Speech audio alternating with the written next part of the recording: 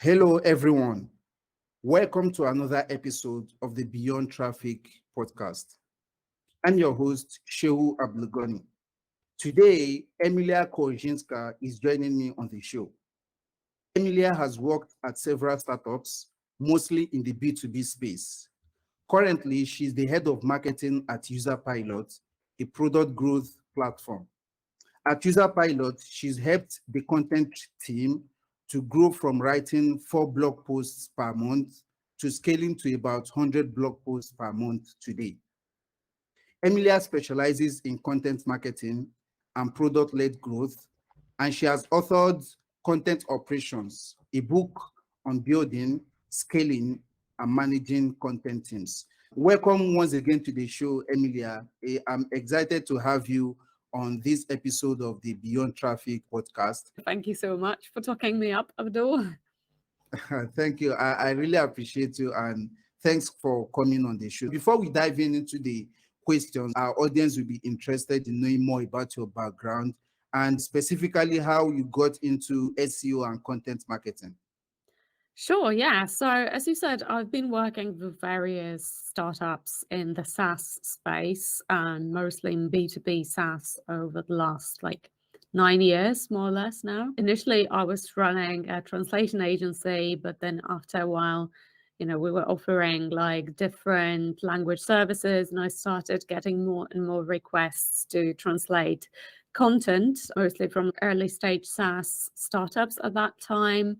And that's when I got interested in it. It was the time when content marketing was taking off, around 2015, 16, and it was becoming more and more popular. So I kind of dove into that space and realized it's a lot more interesting, more outcome based. So I got really interested in content marketing, and I've been interested in it ever since. I think 3.5 years ago, more or less, I committed to Userpilot, which was a great decision. So I could focus on one business at a time and really see the projects through and see the results and the impact of my work. Interesting to know that you were actually running an agency previously, and now you are working in-house in a B2B SaaS startup. So I would like to know what made to decide to stop running. So it wasn't I didn't stop running the agency. I mean, I stopped running it actively, but I still had the agency for several years after I stopped doing it myself. So I just had a project manager / managing director running it. It was hit after COVID as well, basically when we were forced to raise rates, but a lot of our clients were looking for kind of skipping the middleman and going directly with the freelancers. I just wanted to focus on one project. As I said, I wanted to see the projects through. I wanted to see the impact and the results of my work, right? Rather than constantly chasing new clients, doing the same projects over and over for different clients. So that was my main motivation. That's interesting. So now let's talk about Userpilot. So someone might be listening to this episode and they've never heard about Userpilot before. Can you briefly tell us about what Userpilot does, the core features, and who will find it most helpful? Sure. Yeah. So Userpilot is a platform for product managers. It helps them build in-app onboarding for their new users so they can guide their new users through their products. It also offers them product analytics and in-app surveys so they can measure the user sentiment and collect user feedback in-app. And the platform allows to do it all without coding. So it's a no-code platform that's pretty versatile and combines these 3 different use cases together. Okay. Another question I have about Userpilot before we dive into the SEO playbook is from my own view, I think Userpilot is a company that has invested heavily in SEO right from its early days. So, and a lot of startups are wondering if it makes sense to invest in SEO or not. So what do you think about SaaS startups going all in with SEO right from day one? Yeah, I definitely think SEO for a lot of companies is a great go-to-market channel. Probably not for all of them. Like you always need to analyze your own individual situation. So I'm not going to tout it that it's like a silver bullet because it's not. Um, but for a lot of industries that aren't completely saturated when it comes to this channel, it's a great way to get your foot in the door and basically generate inbound leads at the fraction of the cost than it would have taken to generate them through outbound or through paid channels. So the SEO channel is evergreen once you've created great content that ranks for the specific keywords that are driving qualified traffic and qualified leads to your website. And once you maintain these top positions in SERPs, basically you keep generating traffic and you keep generating leads cheaper and cheaper over time. So I think what you are saying is that SaaS startups have nothing to lose by investing in SEO.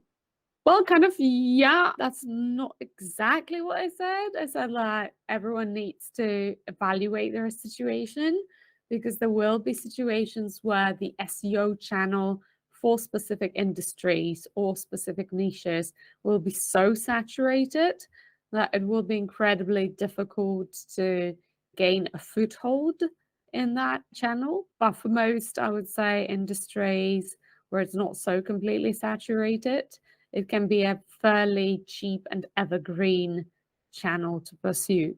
It's not going to yield results as quickly as the outbound channel. So, for instance, outbound sales, right? But over time, it's going to be a lot cheaper per lead than outbound sales. Of course, we're not talking about like founder-led sales, right? Which is kind of what every founder, every CEO needs to do initially. Thank you for sharing that. So let's proceed to talk about the SEO playbook that you use at Userpilot.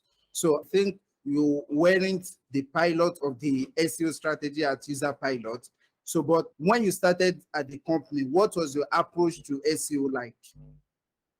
So I started as a general marketing manager, right? So at that point, we had a head of growth who was sort of setting direction for the SEO strategy. It was a good direction when it comes to like the strategy. We started from the bottom of the funnel.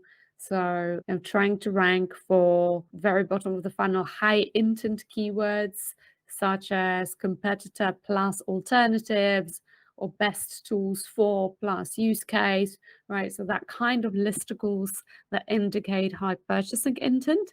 And that has worked very well. And we're still pursuing that approach after all these years. What we didn't nail initially was the scale of the operation, right? So we didn't realize how much effort and investment it actually takes for the channel to really take off.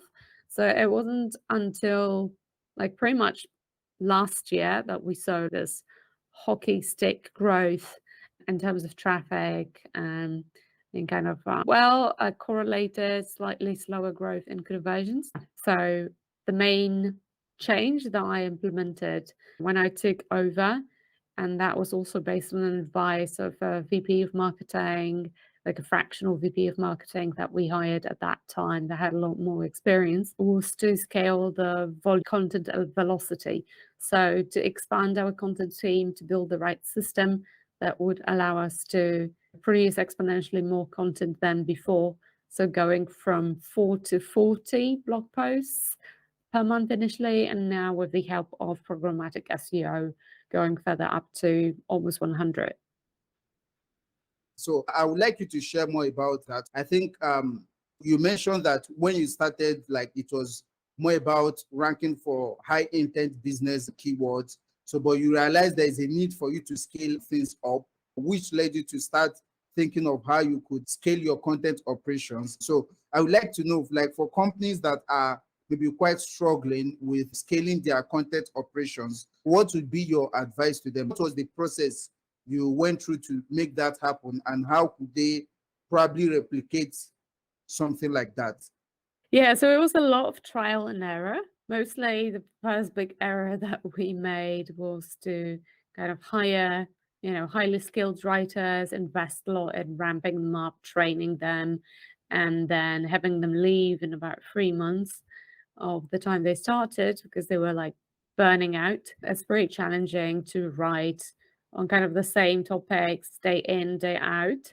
So I don't think it's a great full-time role. The first kind of tweak that we made based on that learning was to introduce the role of a content editor and to sort of divide the responsibility for creating a blog post between several people. So to create a system of checks and balances and almost like a conveyor belt, right, system where different people were responsible for assembling the blog post together. So having a head of content that would work on the keyword research and topic ideation, then having content editors, that's the pivotal role on the content team, that are responsible for managing specific content clusters, right? So clusters of keywords, and then like creating briefs for the specific topics on these keywords, passing them on to the writers they manage.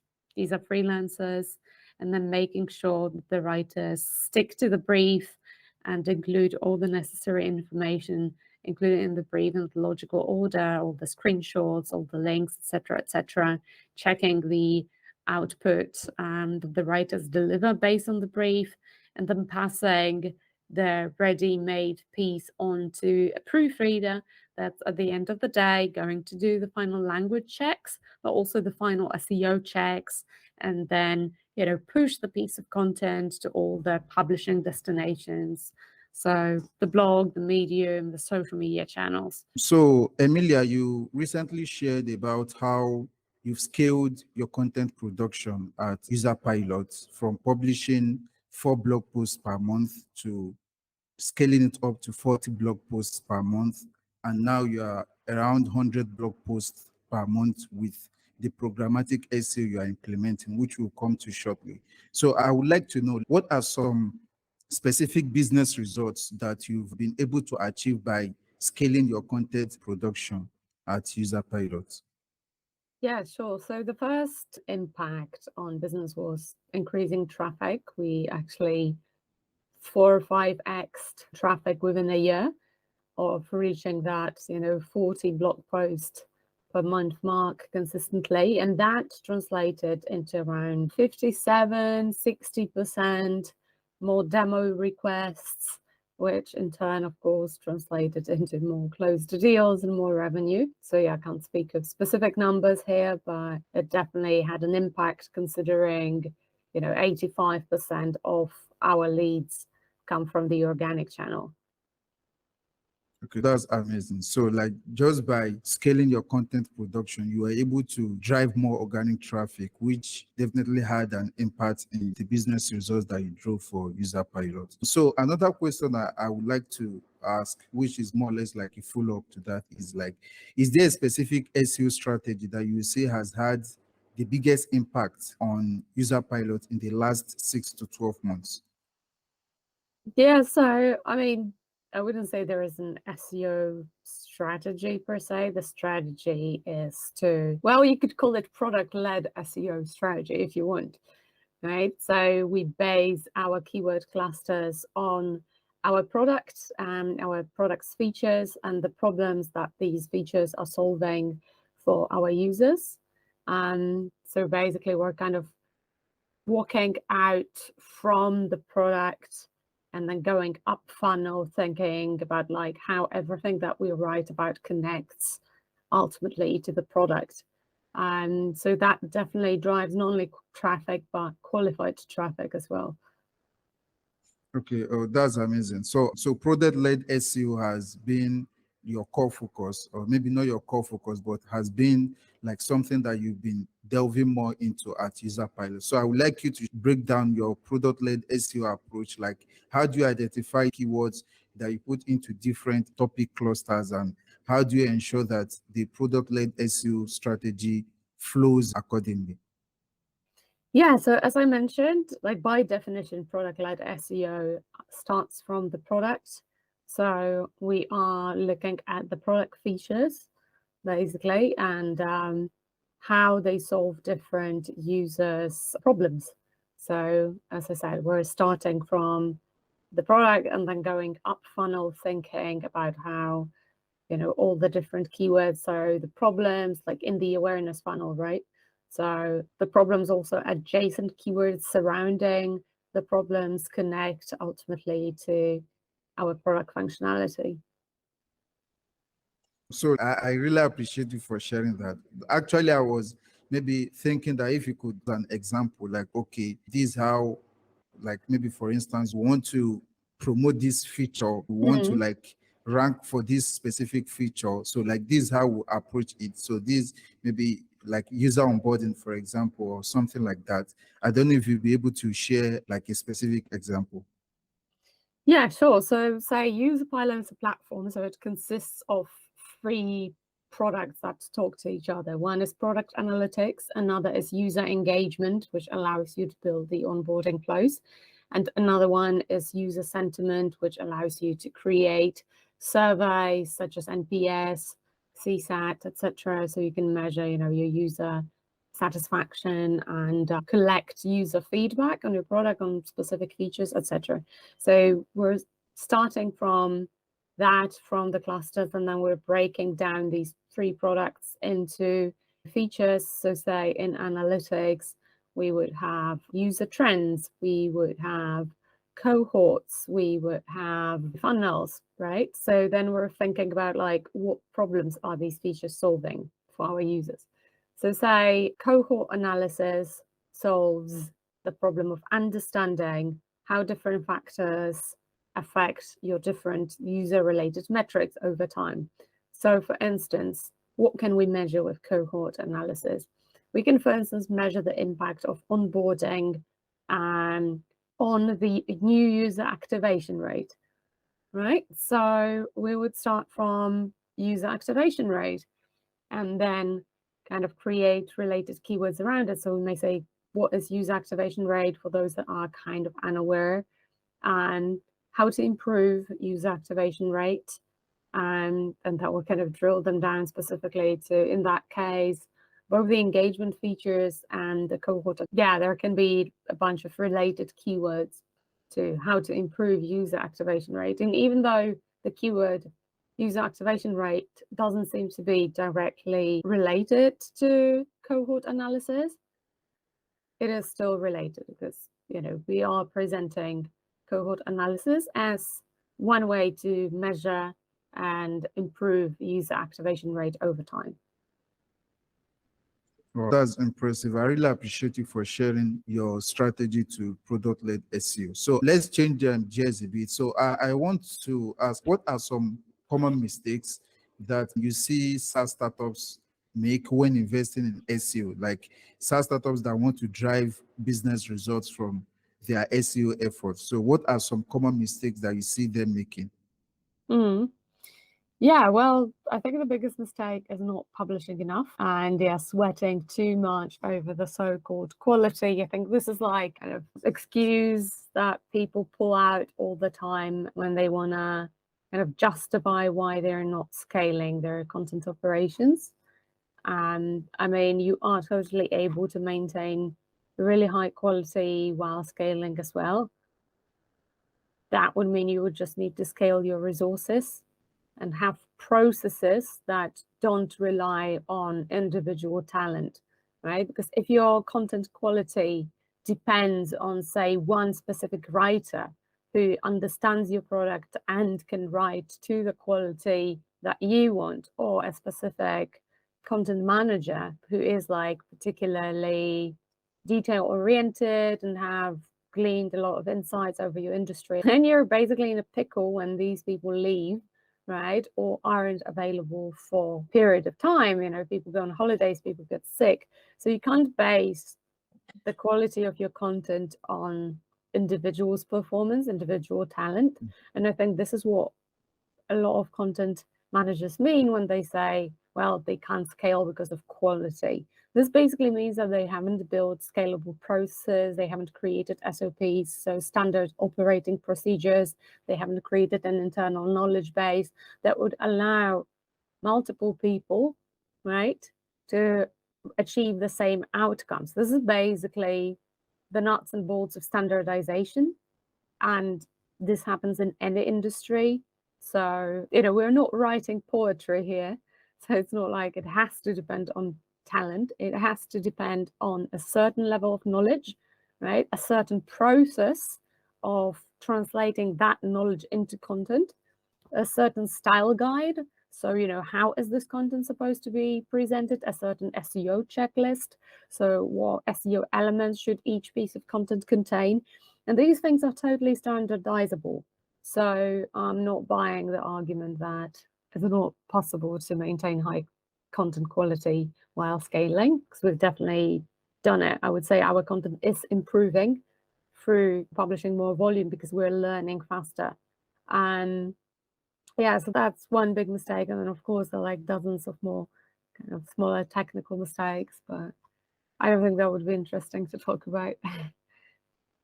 I really appreciate you for sharing that. I think the debate of content quality / quantity is something that has been ongoing for a while in the content marketing industry. And I really appreciate your thoughts on the fact that it is not impossible to scale quality. So quality is something that you can scale if you actually have the processes in place, if you have the procedures in place, such that anybody can come on your team today and maybe perhaps in the next 1 week, 1 month, with the process that you already have, they can leverage it and create high quality content. So that brings me to the follow-up question regarding that is like, you have created this content operation for Userpilot, and which has helped you over the last few months to scale your content without jeopardizing the quality. So like, what are some specifics that you will say that go into creating a standardized content operation for a SaaS startup? Yeah, so first of all, you need to have specified your epics. I call this the content epics workflow.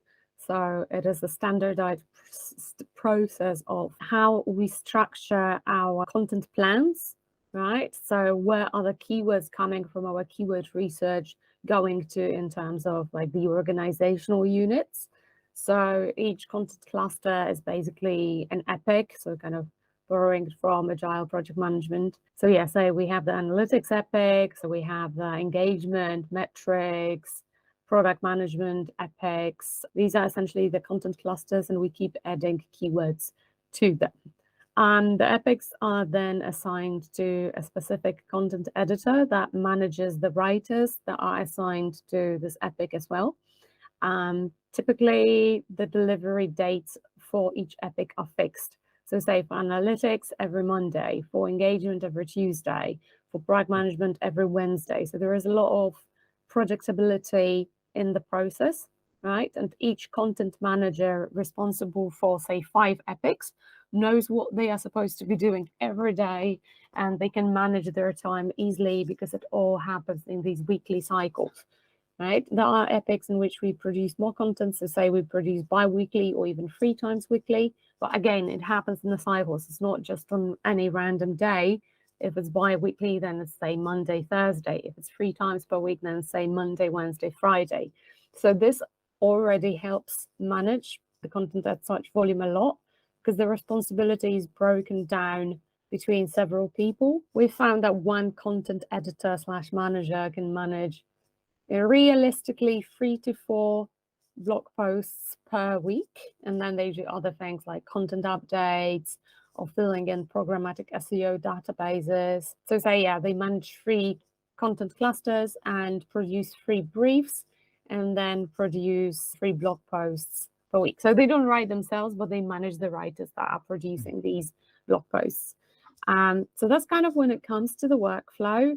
Then the posts go to a proofreader who proofreads them, checks them against the SEO checklist, and essentially signs them off and publishes them on the same day as the delivery date, right? Provided the editor didn't have any major revisions to be made and didn't send the post back to the writer. Now, when it comes to sort of SOPs, so standard operating procedures, I mentioned the briefs that are produced by the content editors are very important, because they standardize what goes into the post and what each writer gets in terms of instructions and in terms of the talking points they need to essentially include in the content. So this is what the editors are responsible for, and this has been a game changer. So we have standard templates for the briefs, which include certain standard elements, and then the editors do the research for each topic. They are like subject matter experts in each topic they manage. And then basically this goes out, the writer, all the talking points they collected in the research. So the writer is not responsible for quality in terms of the subject matter factual knowledge, because this is something that we have in-house and we need to, convey to that. So yeah, we have standardized briefs, we have standardized SEO checklists, we have SOPs for creating briefs, assigning tasks to our writers on Asana. We have SOPs for all the tools that we are using, and we're using a bunch of tools to facilitate the process. And yeah, we have some internal knowledge bases that explain, for instance, how the analytics in our product work, how the engagement in our product works. We have link repository, we have a repository of images, all the screenshots of different features of ours, of our competitors. So all this is documented in one big Notion hub. And yeah, that way we manage to keep the quality high despite working with several different people.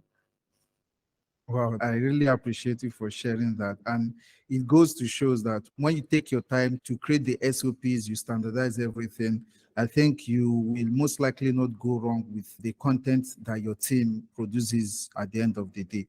So another question I would like you to share more insights on is that I see you talk a lot about programmatic SEO these days and how you are leveraging it at Userpilot. So I would like you to share more insights into your programmatic SEO strategy for Userpilot. Yeah, so last year we went to Brighton SEO. I was actually speaking there about our content operation, and there was this panel on programmatic SEO and zero search volume keywords. I found it super insightful and inspiring.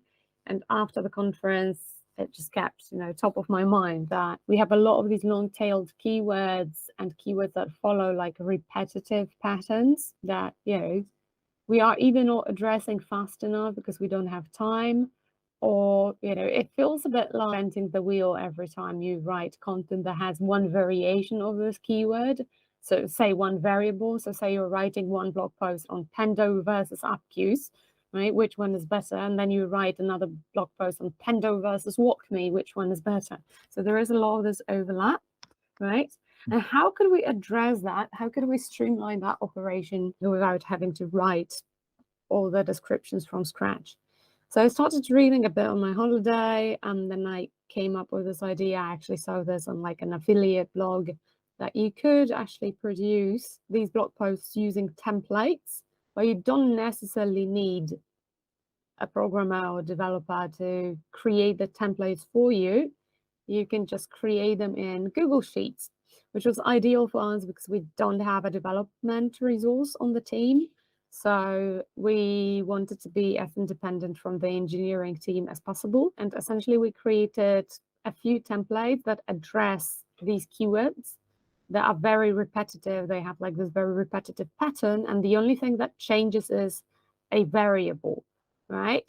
So say we have keywords like tool versus tool, right? And then we're listing all our competitors and actually just, mixing them up, right? All the variables. When you have 20 competitors, then you can already arrive at hundreds and thousands of keyword combinations, depending on how many items you pick from that pool. So we've produced several blogs like that. So tool versus tool, or best tools for use case, or tool alternatives, or tool versus tool, which is better for use case. We're planning to produce more like that. So for instance, what is metric, what is use case, etc., etc.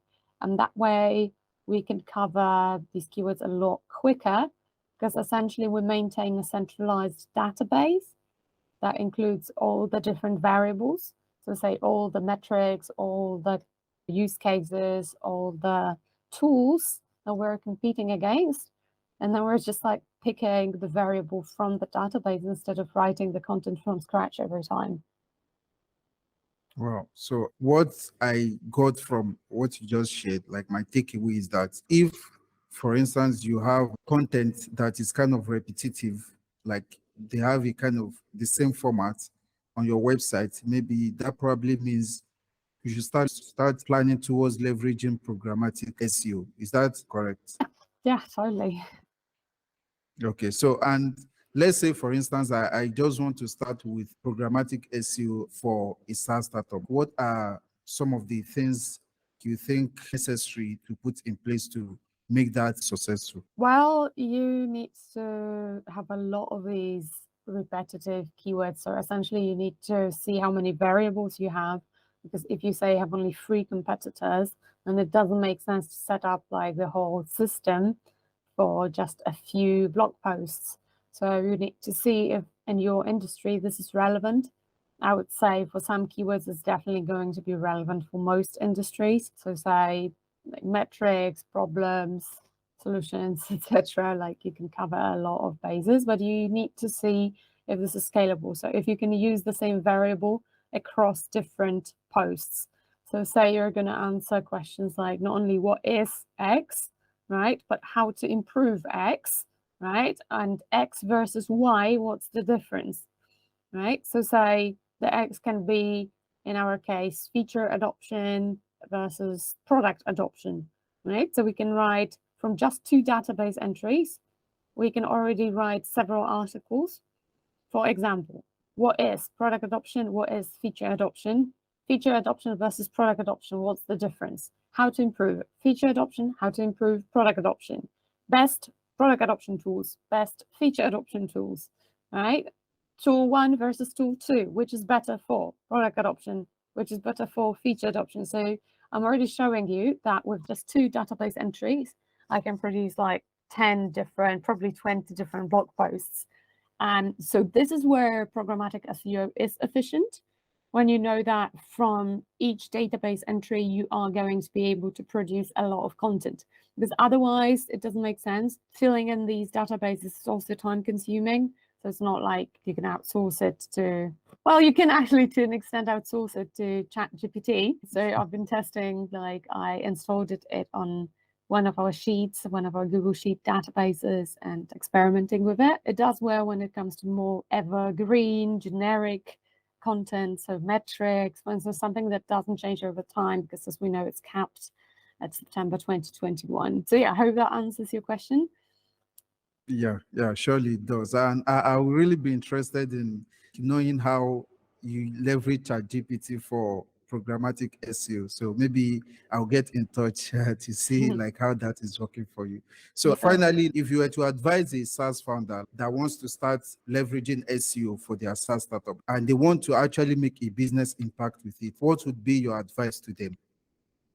Yeah, I would tell them to start producing more content from the very beginning, because it takes a lot of time for the content to like first rank, for you to gain domain authority. I would also advise them to get backlinks at the beginning and build backlinks to the content actively, because it doesn't happen overnight that your domain authority increases, and if you don't do that, your results will come a lot slower.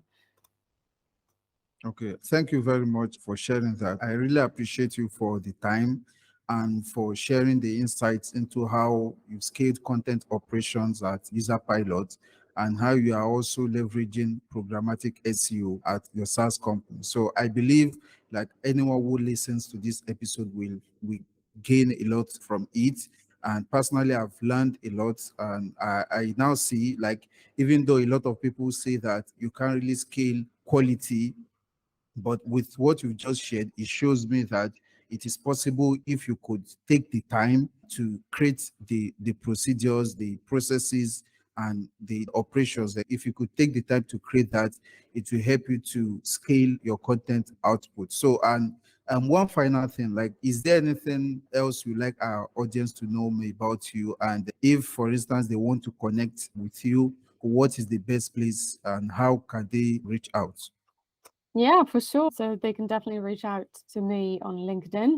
I have also published a book on content operations. It's called Content Operations. So they can find it on Amazon, and I basically described our whole journey in it, except for programmatic SEO, which is like a separate chapter that I need to add because I only learned about it after we published the book. So yeah, then if you want the whole process from A to Z, that's where to find it. And yeah, it was my pleasure to talk to you. Thank you so much for having me, Abdul. Yeah, thank you. You're welcome. So I'll make sure to link to the book in the show notes, and I'll also link to your LinkedIn profile. So I really appreciate you for coming. Thank you for your time. Thank you Emilia. so much. Cheers.